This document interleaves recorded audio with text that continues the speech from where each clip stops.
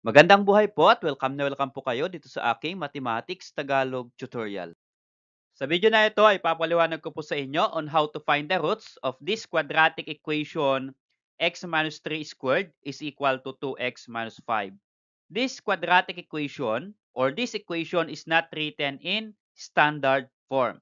So I will show how you simplify this equation into standard form of quadratic equation and then solve by factoring method. Okay, so let's solve this equation. X minus 3 squared is equal to x minus 1.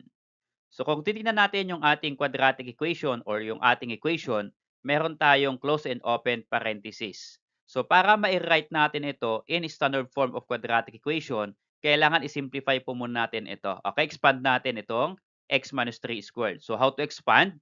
If you're going to expand, that is squaring a binomial. So square the first term x, so x squared, and then next that you are going to multiply the first term by the second term. So x times negative 3 is negative 3x and multiply by 2 because you are squaring a binomial.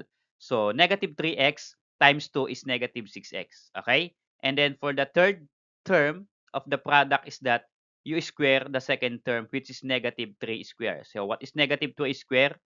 Negative 3 square is positive 9, so that's plus 9. And then bring down equal to x minus 1. Okay, so notice here, na-expand na natin itong x minus 3 squared into x squared minus 6x plus 9.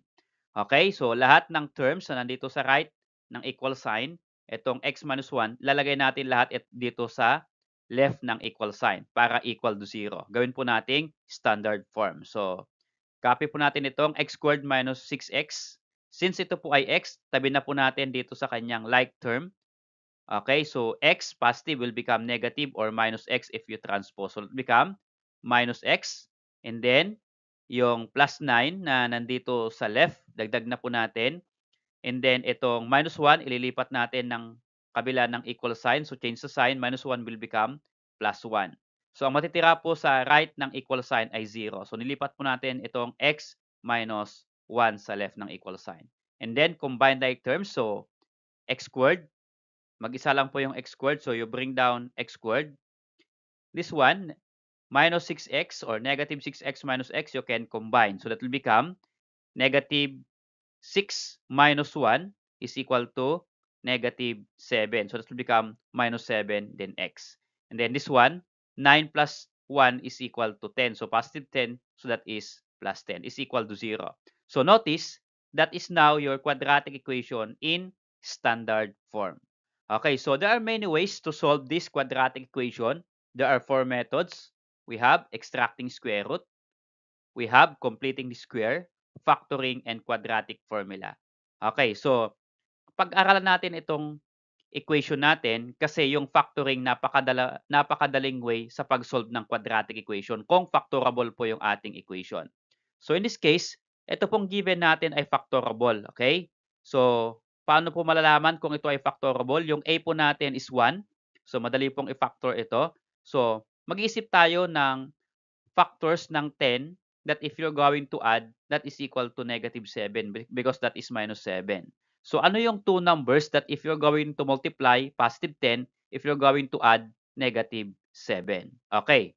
So, dito natin ilalagay sa ating close and open parenthesis. So, ito ay dalawang x. So, hatiin po natin yung dalawang x sa magkabila. And then, mag-a-add or magma-minus na tayo to make it okay, multiplication of binomial. Okay, dalawang binomials po ang kanyang factors. So again, balik tayo. Ano yung factors ng 10 if you add negative 7? So pwede po dyan ang negative 2 and negative 5. So negative 2 that will become x minus 2. Negative 5 that will become x minus 5. Okay? So check natin kung tama yung factors natin. We multiply negative 2 times negative 5. Is that positive 10? Yes, correct. And add natin for the middle term. Negative 2 plus negative 5, is that negative 7? Yes, that's correct. Okay, so the factors are x minus 2 and x minus 5. Okay, so now get of the value of x in the first factor, x minus 2. So ang shortcut po niyan, x minus 2, change mo lang itong operation na minus, magiging positive, kaya yan ay magiging x plus 2 or x is equal to 2 rather, at ito naman po ay x is equal to 5. So ganito lang po yung shortcut niya. So x minus 2, ang value ng x ay positive 2 kasi minus yan. Change the sign. Ito naman po ay x minus 5, the value of x is equal to positive 5. So the roots are 2 and 5. So check natin kung tama yung ating sagot. Okay? So check natin yung first root which is equal to 2. So x equal to 2. Get the original equation. Check natin kung tama yung ating sagot. So original equation po natin ay ito. X minus 3 squared is equal to x minus 1. Substitute po natin itong 2 dito sa dalawang x dito sa ating equation. Okay? So x minus 3, kaya ito ay 2 minus 3 because x is 2. Then x minus 1 will become 2 minus 1. Okay? So simplify natin. What is 2 minus 3? That is negative 1. Then squared is equal to 2 minus 1 here is equal to 1. Okay, square natin. What is negative 1 square? Negative 1 times negative 1 is equal to 1. So therefore, tama po yung sagot natin. 1 is equal to 1. Therefore, 2 is the correct root. Okay, so how about, let's check the second root, which is x is equal to 5. Okay, get the original equation. Okay, again, x minus 3 squared is equal to x minus 1. Then substitute po natin yung value ng x na 5.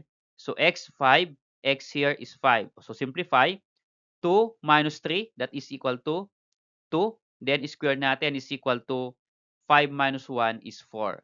And then square natin, what is 2 square? That is equal to 4. So 4 is equal to 4 and that is correct. So therefore, ang sagot po natin na root na x equal to 5 is correct. So the roots of this quadratic equation is x is equal to 2 and x is equal to 5. Thanks for watching, guys. If you like this video, please click like and then subscribe if you are not done yet.